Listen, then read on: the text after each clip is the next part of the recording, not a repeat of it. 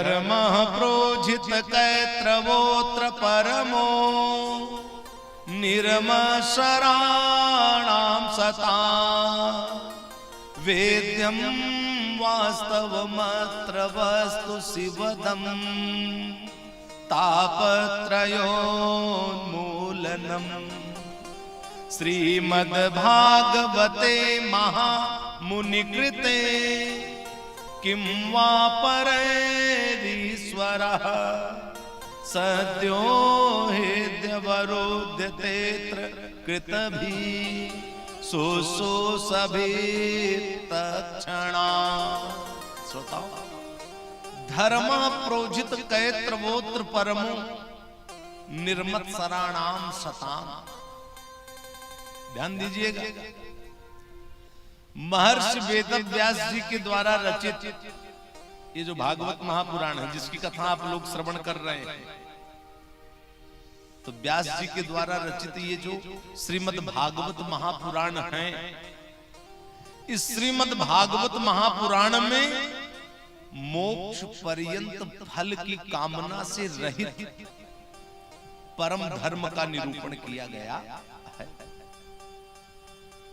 इस श्रीमद् भागवत महापुराण में परमहंस महात्माओं के जानने योग्य, परमहंस महात्माओं के समझने योग्य भागवत धर्म का निरूपण किया गया है, जिसको जान लेने के बाद, जिसको अपना लेने के बाद तापत्रयोन्मूलनम, तीनों प्रकार के ताप, दैहिक, दैविक, भौतिक, ये जड़ से नष्ट हो जाते हैं।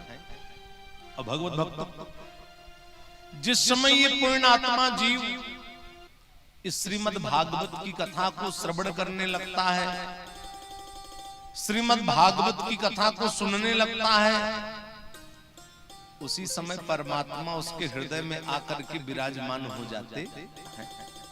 सद्यो हृदय वरुध्यतेऽत्र कृतभिः शुश्रूषभिस्तत्क्षणात्।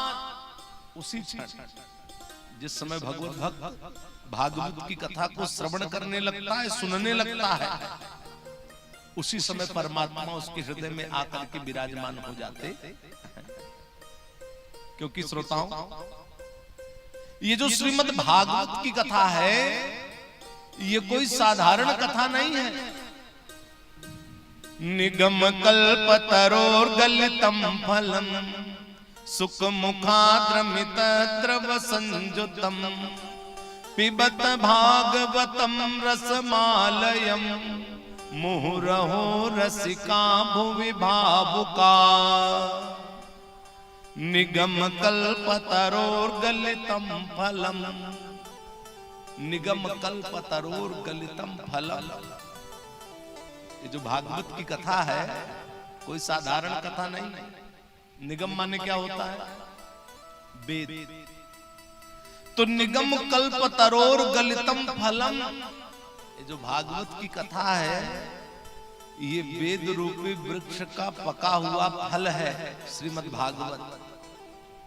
और एक ऐसा फल है भागवत, इसमें छिलका गुठली आदि कुछ भी नहीं है, केवल एकमात्र रस ही रस है। और जिस रस का पान भावुक भक्तजन बार बार करते रहते हैं, बार बार भागवत की कथा को श्रवण करते रहते हैं, बार बार भागवत की कथा को सुनते रहते हैं, फिर भी उनकी तृप्ति नहीं होती। और ये जो भागवत की कथा है, इसमें सर्वप्रथम अपना मुख किसने लगाया? सर्वप्रथम अपने मुख से इस कथा का गान किसने किया? सुख मुखाद्रमित द्रव संजुतम। सर्वप्रथम श्री सुखदेव स्वामी जी ने अपने मुख से इस भागवत की कथा का गान करके महाराज परीक्षित को सुनाया। इसलिए भागवत महापुराण की महिमा और भी बढ़ गई। श्रोताओं,